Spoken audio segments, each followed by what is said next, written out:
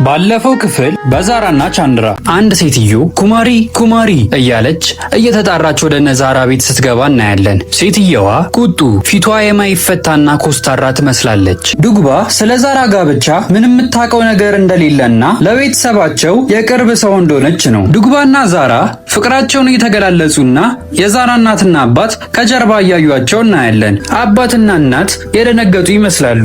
ሰላም ውድ የዳጊሻ ዩቲዩብ ተመልካቾቼ በሙሉ እንዴት ቆያችሁኝ? ወደ ዛሬው ክፍል ከማለፌ በፊት ባለፉት ክፍሎች ላይ ባሳያችሁኝ ፍቅር ጠለቅ ያለ ምስጋናዬን አቀርብላችኋለሁ። ሰብስክራይብ፣ ላይክ እና ሼር በማድረግ እንድታበረታቱኝ በትልቅ አክብሮት ጠይቃችኋለሁ። ወደ ዛሬው ክፍል እንለፍ።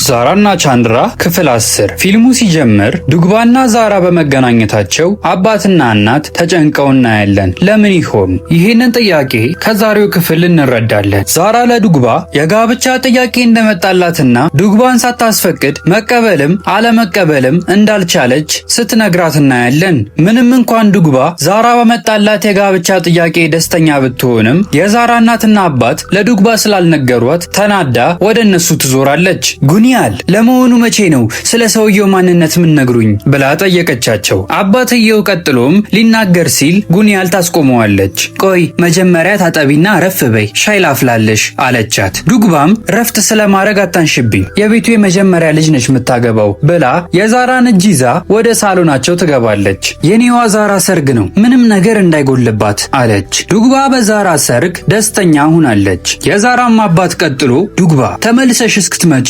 እየጠበቅን ነበር፣ ምንም ነገር ልንወስን አልቻልንም፣ የጋብቻ ጥያቄውም ቢሆን የቀረበው በድንገት ነው አላት። በዚህ መሃል ኩማሪ መታ ለዱግባ እማ ተራ ጋብቻ አይደለም ይሄ፣ እህቴ ሰርግ ላይ በአውሮፕላን ነው የምንታጀበው አለቻት። አባትና እናት አሁንም በኩማሪ ንግግር የደነገጡ ይመስላሉ። ዱግባ ጥያቄዋን አስቀጥላም ተናገረች።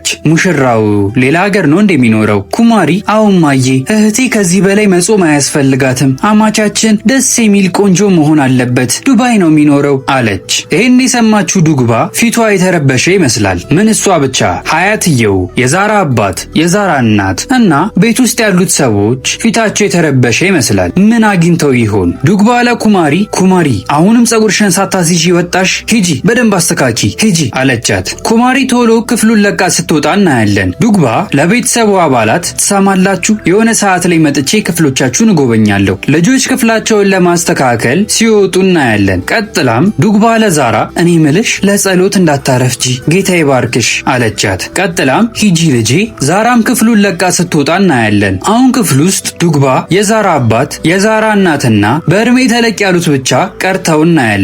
የዛራ እናትና አባት የዱግባን አይን ማየት የከበዳቸው ይመስላል። እርስ በርስ ትንሽ ከተያዩ በኋላ ሀያትየው ምንም መከፋት የለም፣ ዛሬ ደስታችን ቤታችን እየገባ ነው፣ ምን አለበይን ዱግባ፣ ገና ልጁን እናየሹ ነው ወዲያው ጥያቄው የምትቀበዩ አላት።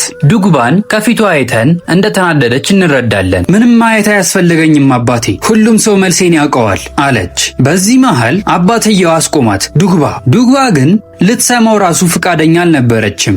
ክፍሉን ለቃ ስትወጣ እናያለን። ከዛም ትዕይንቱ ወደ ዱባይ ወደ እነ ቻንድራ ቤት ይወስደናል። ሰኒን ከአንድ ሰው ጋር ስልክ እያወራ እናየዋለን። ምን እየቀለድክ መሆን አለበት፣ ደረሰኙን ወደዚህ ነው የላከው አለ። ቀጥሎም በጣም ጥብቅ ሚስጥር እንደሆነ በግልጽ ነግሬክ ነበረ፣ እሺ ለማን የሰጠው አለ በንዴት። አስፈሪ ፊት ላለው ሰውዬ ወይስ ስዕል ለመሰለች ቆንጆ ሴት? ሰኒ ይሄን ሁሉ ሲናገር ጉማን ከጀርባው ሆና እያዳመጠች ነበረ። ሲዞር ጉማንን ያያታል። በዚህ መሃል በጣም የደነገጠ ይመስላል። ጉማን ወደ ቻንድራ ዞረችና ሳራስ ለዛራ ደብዳቤ ጻፍክላት ብላ ጠየቀችው። እጇ ላይ የሆነ ወረቀት ይዛለች። ትንሽ ከተያዩ በኋላ ትዕይንቱ ወደ ነዛራ ቤት ይወስደናል። ዱግባ አንድ ክፍል ውስጥ ሆና በንዴት እያብሰለሰለች እናያለን። የዛራ እናትና አባት ዱግባ ወዳለችበት ክፍል ገቡ። ቀጥሎም የዛራ አባት ዱግባ ጉዳዩን ለመረዳት ሞክሪ አላት። ዱግባ ወደ እነሱ ዞረችና ያኔ ጽንሱ ሲወርድብኝ አንቺና ጉሉ ዛራን ይዛችሁ እኔ ጋር መጣችሁና ጭኔ ላይ ያስቀመጥሻት፣ ከዚህ በኋላ የአንቺ ልጅ ነች አልሽኝ፣ ረሳሽው እንዴ ብላ ለዛራ እናት ነገረቻት። የዛራም እናት ቀጥላ ዱግባ ሐዘንሽንና ህመምሽን አልረሳነውም። ግን ዛራ የቻንድራ ሚስት መሆኑ አይቀርም። አንቺም ቤተሰቦቹን ተወጃቸው ነበር። ደግሞ በዚህ ዘመን እንደሱ ያለ የተባረከ ልጅ አናገኝም አለቻት። አባትየውም ቀጠለ። ስላለፈው ጊዜ ማሰብሽን እስካላቆምሽ ድረስ ልጃችን ደስተኛ ሆና ማየት አትችይም አለ። በዚህ መሃል ዱግባ በንዴት እዛ መቼም ደስተኛ ልትሆን አትችልም አለች። አባትየውም ላክሚንዳን ራሱ ነው ስለ ጋብቻ ያናገራቸው እሱ ብሎ ሊቀጥል ሲል ዱግባ አስቆመችው።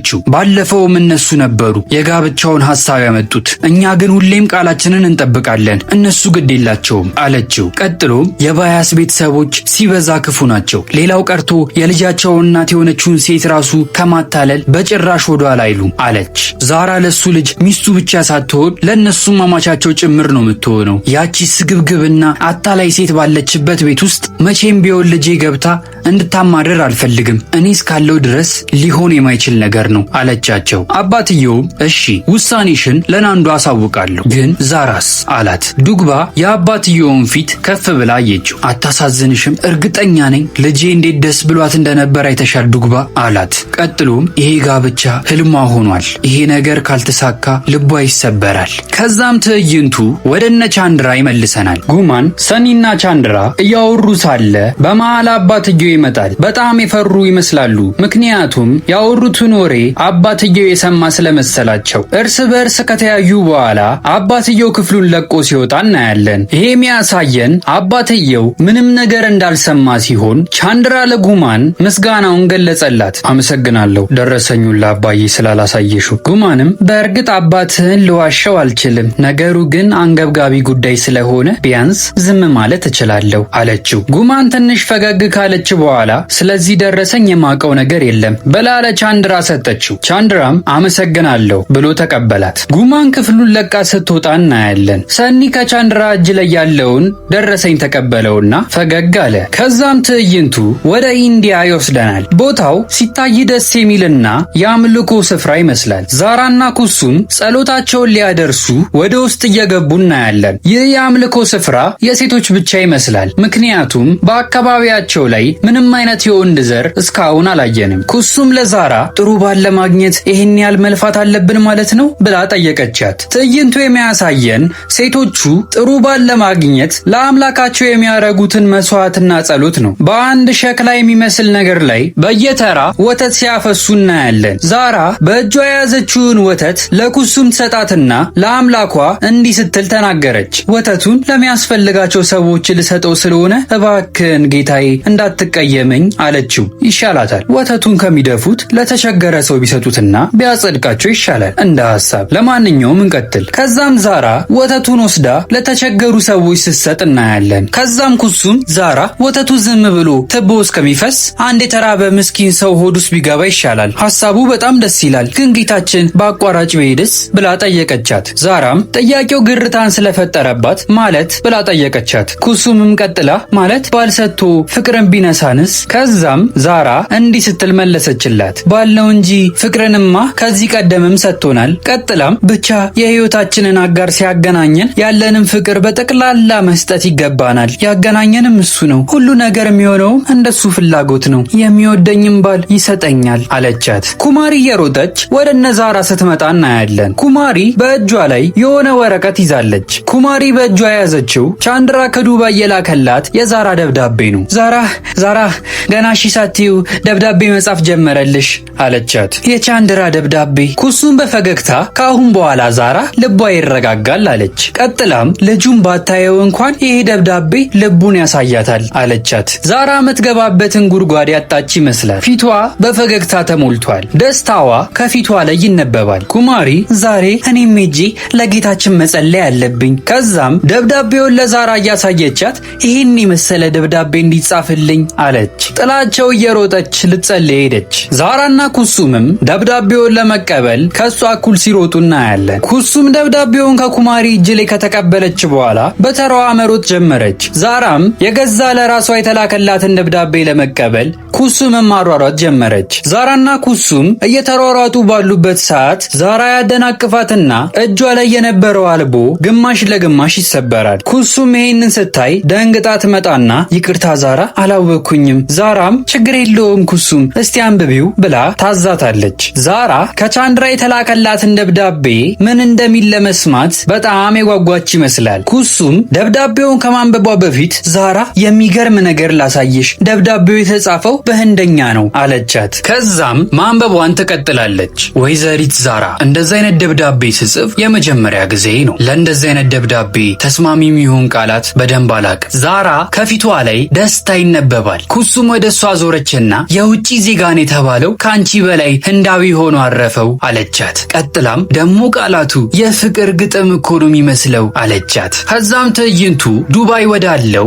ወደ እነ ቻንድራ ቤት ይወስደናል። ጉማንንና እህቷን ሳሎን ውስጥ እንመለከታቸዋለን። ጉማን ለእህቷ ለአምላካቸው ሻማ እንዲያበሩ ትጠይቃታለች። እህትየውም የምታነበውን ጋዜጣ ጠረጴዛ ላይ ካስቀመጠች በኋላ ለጉማን እንደዚህ አለቻት። ለ2 ሰዓት ያህል ከጨፈረ በኋላ አንድ ትንሽዬ ጋዜጣ ወንድሜ ይሰጥሻል። ምን ለማለት ፈልጋ ነው ሰዎች? ለማንኛውም እንቀጥል እና ዛሬ ደግሞ ለአንቺ ከሚገባሽ በላይ ነው የተሰጠሽ። ሌላ ነገር ፈጣሪን ምን ትጠይቂዋለሽ አለቻት። ጉማንም በፊቷ ፈገግ አለችና ዛሬ ተመስገን ልለው ነው አለቻት። ቀጥላም እንቅፋቶቼን ማንሳት ብቻ ሳይሆን እኔን ነገር የፈለጉ ሰዎች ሁሉ ምን እንደሚገጥማቸው ጥሩ ትምህርትን ይሰጣቸው አለቻት። እህትየውም ቀጥላ ነገሩ ስላልገባት ምንድነው ነገሩ ብላ ጠየቀቻት። ጉማን የሆነ ያሴረችው ሴራ ያለ ይመስላል። ወደ እህቷ ዞረችና ትልቅ ድራማ ሊፈጠር ነው፣ በቅርብ ቀን አሳይሻለሁ አለቻት። በዚህ በኩል ለዛራ የተላከውን ደብዳቤ ኩሱም እያነበበችው እናያለን። ዛራ ቻንድራ ምን ብሎ እንደላከላት ለማወቅ በጣም የጓጓች ትመስላለች። ኩሱም ግን ያነበበችው ነገር ያስደሰታት አይመስልም። ፊቷ ሲረበሽና ወዲያው ሲለወጥ እናያለን። ኩሱም በእንባ በተሞላው አይኖቿ ዛራ ብላ ዛራን ትጠራታለች። ዛራ ወደ ኩሱም እንደዞረች የኩሱም ፊት እንደተረበሸ ዛራ ከፊቷ ትረዳለች። ዛራ ለኩሱም ጠየቀቻት፣ ለምን አቋረጥሽው? ኩሱም አፏ የተሳሰረ ይመስላል። ለዛራ መልካም ፊት ማሳየት ስለከበዳት ጀርባዋን ሰጠቻት። ዛራ ትመጣና ከኩሱም እጅ ላይ ደብዳቤውን ትቀበላታለች። ደብዳቤው የሚገልጸው ቻንድራ ምንም እንኳን ዛራ ማግባት ግዴታው ቢሆንም ለዛራ ምንም አይነት ፍላጎት እንደሌለውና እሱን ካገባች እሷ የምታስበውን አይነት ህይወት እንደማይኖሩ ነው። እናም ቻንድራ ምርጫውን ለሷ እንደሰጣት ይገልጽላታል። ዛራ ምን ትመርጥ ይሆን? እሺ ሰዎች፣ ለዛሬ ነበረኝ የዛራና ቻንድራ ክፍል 10 ይሄን ይመስል ነበረ። ሰብስክራይብ፣ ላይክ፣ ሼር በማድረግ የቻናሌ ቤተሰብ መሆናችሁን እንዳትዘነጉ። ቀጣዩን ክፍል በቅርብ ቀን ይዤላችሁ እመጣለሁ። እስከዛው ድረስ ቸር ቆዩኝ የምላችሁ እኔ ዳጊሻ ነኝ። ይመቻችሁ።